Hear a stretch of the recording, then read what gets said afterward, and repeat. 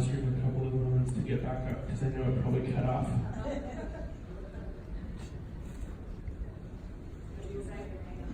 It's okay. We love you, Teagan.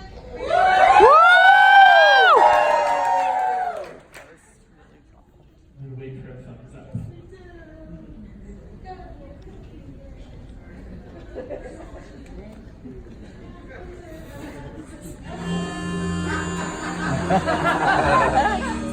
All right.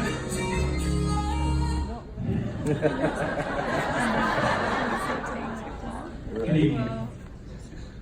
Sharon and Pat told me I have about 8 to 12 minutes, so I'm going to try to use this time as effectively as possible. I put the text of my speech into the readometer online and I verified that it's 13 minutes. I'm sorry, Sharon, I owe you a minute.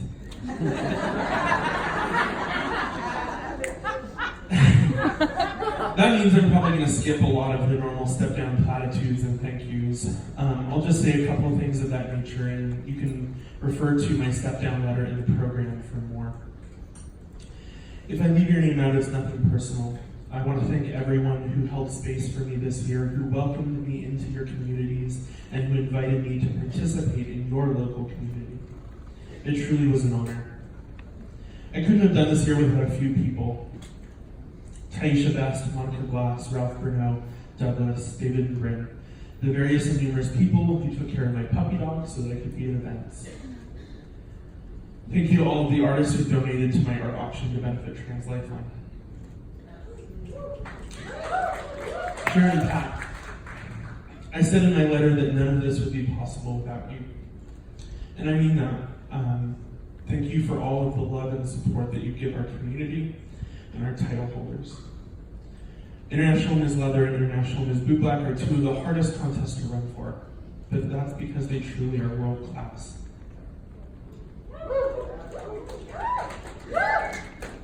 Jimmy, I feel lucky to have gotten you. Not only are you drop dead gorgeous, but you really do have a heart of gold. Mm-hmm. Not every IML has been kind to his Bootblacks or his IMsL. But you and Ralph have set a new standard for how IMLs should be expected. Yes!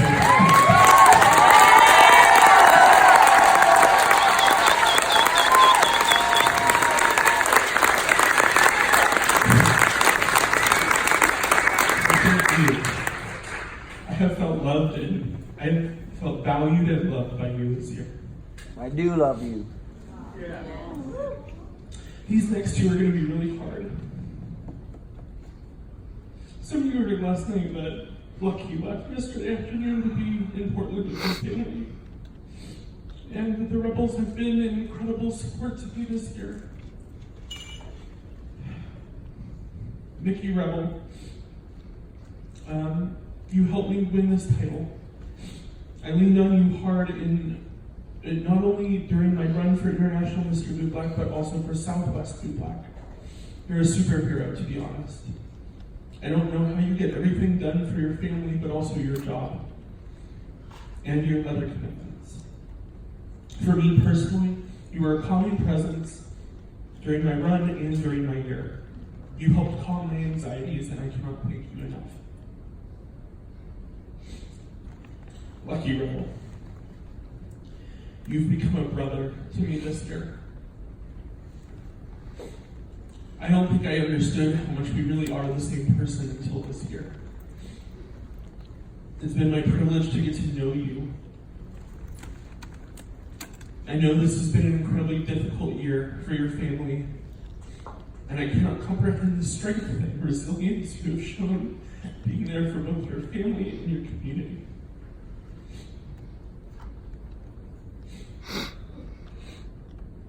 When you had to leave yesterday, it broke my heart. Nobody wants to see their friends in pain.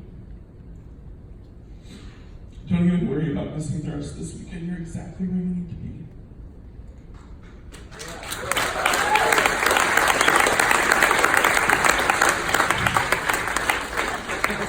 Thank you for letting us take care of you. Carlange, I'm so really hard to believe that it's been a year. You've been incredible from the start. Thank you for starting this journey with an open mind. I'm so glad that we had the ability to have some focused time together at the start of our year. Not many title couples get that opportunity, and I felt so fortunate to share that time with you. Thank you for having my back. I can't wait to celebrate this anniversary with you every year. In particular, that hug in the parking lot yesterday was exactly what I needed. And lastly, Jesse, I talked about you last night a lot, so this will be short. It's really no exaggeration to say that I couldn't have done this without you. This year has been incredibly taxing on my physical health, and you were my advocate, my confidant, my lover, my service girl, and most importantly, my best friend. I don't know if you realized where we were headed when you offered your service. And I know that there have been struggles, but I couldn't have been happier to have you by my side during this chapter of my life. You've been the best service girl I could have hoped for. Your service has been impeccable. Now, with that, let's get to it. I want to start with a disclaimer. I don't mean any of this to seem like a lecture, and you might feel that's what this is. If what I'm about to say makes you feel uncomfortable, well, good. Let's sit in that discomfort together. Many members of our community are made to feel uncomfortable at every event they go to. Our deaf community is made to feel uncomfortable when there are no competent ASL services for them. People with physical disabilities are made to feel uncomfortable when there are no accommodations. Our POC siblings are made to feel uncomfortable when they don't feel represented because, as my brother Lucky says, representation matters.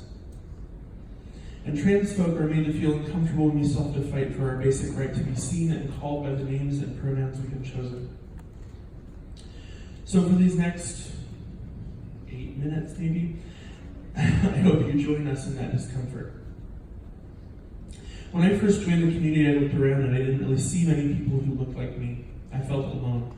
I spoke in my run speech about how I almost left the community after experiencing trans misogyny and transphobia. And seeing Tabitha on this stage in 2015 helped me feel like there was a place for me here. But one trans woman holding an international title does not change make. 2 trans women holding an international title does not change make. That would be too easy. That's not to say that trans folk haven't made a ton of progress in both this country and our community. We absolutely have.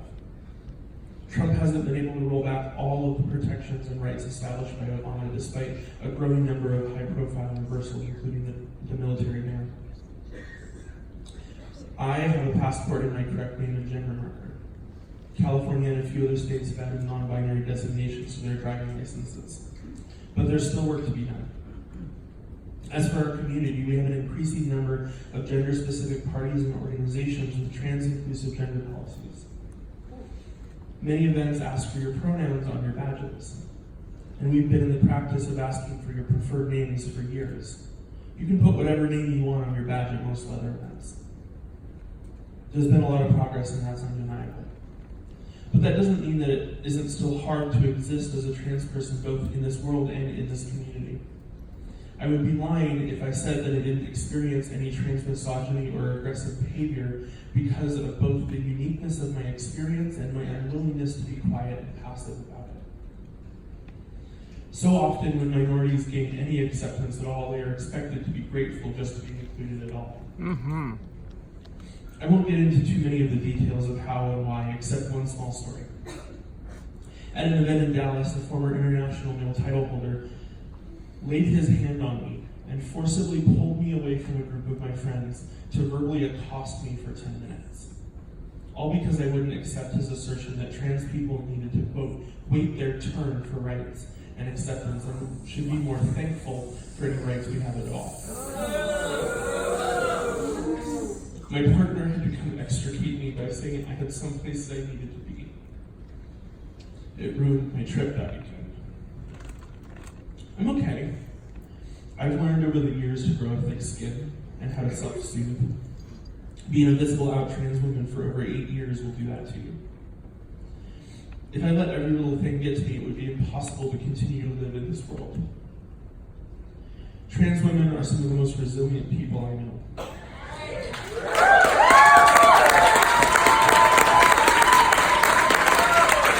And that's why I'm very thankful for my life in this life. But some things still get to you. I had a response for him, and I want to share it with you and take this moment to invoke my ancestors, women like Sylvia Rivera, Martha P. Johnson, and Chris Maker. Yes! Trans people have been waiting just as long as the rest of the community. We were there at Stonewall, we were there at the Compton cafeteria riot before that, and we are still here working and toiling for all of our liberation.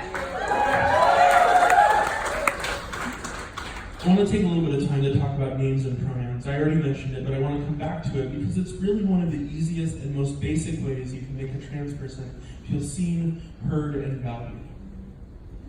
I still hear a lot of complaints about how hard it is to remember people's pronouns and names. I hear a lot of comments about how they, them pronouns are just not grammatically correct. I think Shakespeare might have something to say about that.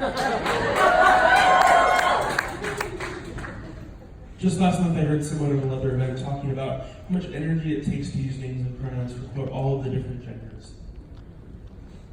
Many times, misgendering is an honest mistake. Yes, mistakes will happen. Most trans people I know are incredibly understanding.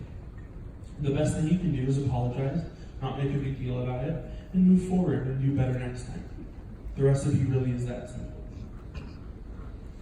But sometimes it's not a mistake. I know for a fact that there are members of this community who intentionally misgender me behind my back, despite knowing my identity and my pronouns. And that's just cruel. And shame on that. Yes. Let's all be really honest for a second. It's really not that hard to remember someone's name and pronouns. I want to take a second and talk about some things that are hard. Taking 45 minutes of single tail from a sadist until your back is bloody. That's really hard. And yet I've seen the marks on many of your backs. Playing with fire and engaging in the psychological BDSM that is DS and MS relationships, that's really hard. And if your dynamics involve polyamory, that shit is complicated. And yet, many members of my community have been in loving, long-term, consensual power dynamic relationships for 10 to 20 years. Taking hooks and suspending yourself by your own skin is hard. Walking on fire is hard, and yet Edgewalkers leads rituals to help you through those incredibly difficult feats multiple times a year. I myself took hooks in the Dance of Souls after winning Ms Bootblack. Having explicit conversations about consent and putting your wants and desires out there is hard. It's scary to be that vulnerable. And yet there's beautiful, sexy pickup play happening between virtual strangers, probably right this instant down in the dungeon. Training your asshole to accept a shaky fist.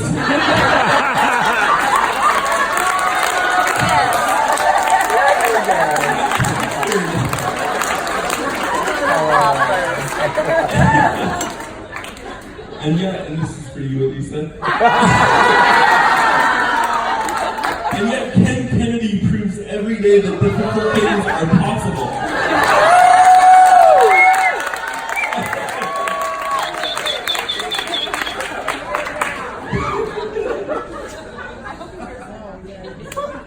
We are a community that prides itself on doing difficult things every day. And it's not like calling people by their names is something we are unpracticed at. We exist in a community in which we call people Master John Doe and Mistress Jane Doe. We understand that people go by C names to protect their livelihood and their families. If we run into someone in the community we know from Vanilla Space, we're careful to find out what they go by here. And if we mess it up, we quickly apologize and move forward and don't make that mistake again. I would posit tonight that if we can do that, if we can do all of these hard things, I believe we can do that for our transgender and non-binary siblings. Yes!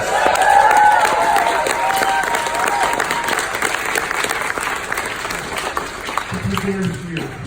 They're a part of this community too. Trans folks and non-binary folks are leather folks. I spoke earlier about how when I joined the community, I didn't see representation that looked like me. Before Tabitha won the title of International Ms Bootblack in 2015, I think I knew of one other out trans title holder, Tyler McCormick. Who I had the pleasure of meeting this year, not only at IML, but at Iowa on the weekend. Over the past number of years, I've seen that begin to change. I won my Southwest Bootblack title in January of 2017. Alexandra Gray became Miss Iowa Leather in 2017. Michaela became Miss Minnesota Leather Pride in 2017. Kai Anderson made the top 20 at IML. Riley Spire was Mr. Texas Leather in 2017. And last year, Scarlett came out on this very stage.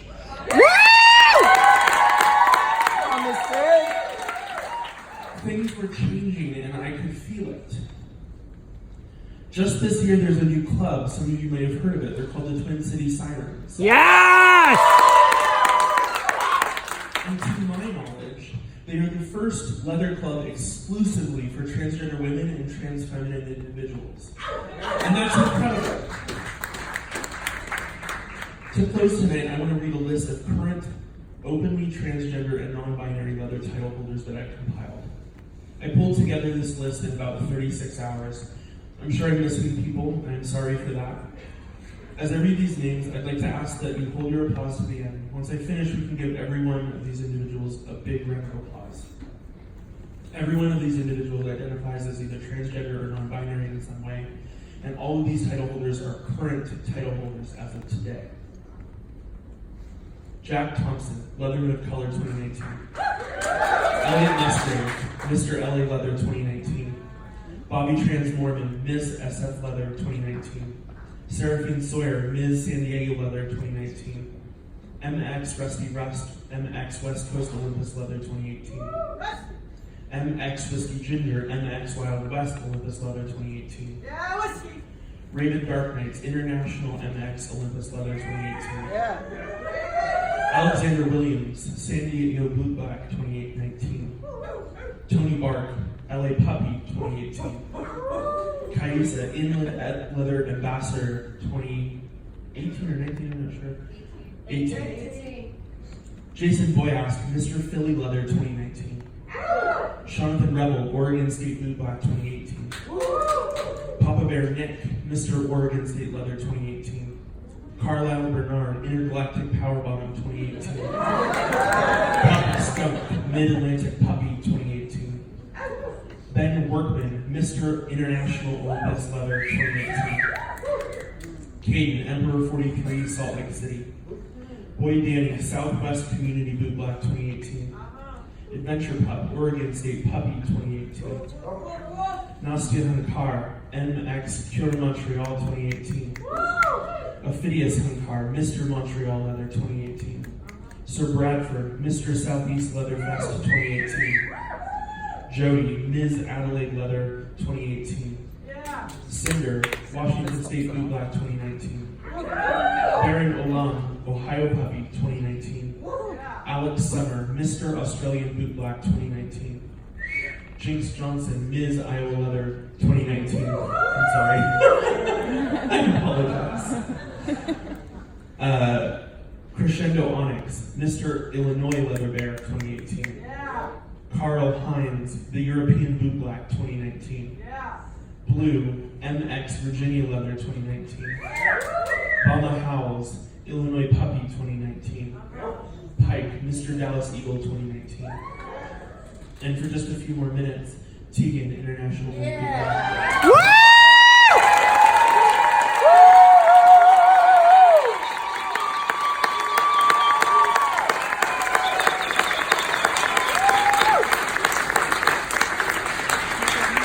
32 current title holders in the leather and gay community. They are leather. One of the greatest things this year, and probably the defining thing of my year, was getting to be present to see a lot of those title holders win their respective titles. I wish Sailor and Logan could have been here to see this. Yes! I bring them up because they were too part of this change. Sailor did tireless work educating our community about the trans experience. And while I don't know Logan well, it's clear from talking with all of you that impact that Logan made here. It has truly been my honor to hold this title for the past year, to bear witness to the growth of the trans community inside our leather community, to join the ranks of so many bootblacks I admire both in skill but as people. This is the end of a chapter for me. While I know I will continue to be involved, the last 5 years of my life were consumed by preparing for, learning, running for lower level titles, and then running for and holding this title. For someone who's only 30, that means 1/6 of my life has been spent learning to boot black and getting to this point. This organization is a special place. The IMsLBB organization is what kept me in leather. I believe in the leather community, and I believe in our title system, and I believe in this organization.